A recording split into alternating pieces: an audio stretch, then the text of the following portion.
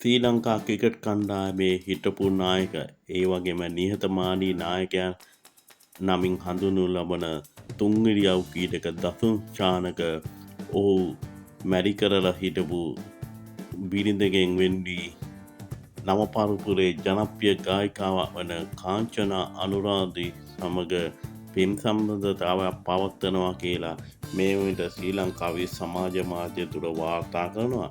මේ ගැන හරියටම අපිට කියන්න අමාරු. නමුත් කාංචනා අනුරාධි හා දසුන් චානක එකට සිටින ෆොටෝ එකක් මේ විට සමාජ මාධ්‍ය තුළ ඉතා ශීඝ්‍රයෙන් වෛරල් වෙනවා. මේ ගැන හරියටම අපිට කියන්න අමාරුයි මේ කරුණු සත්‍යද කියලා.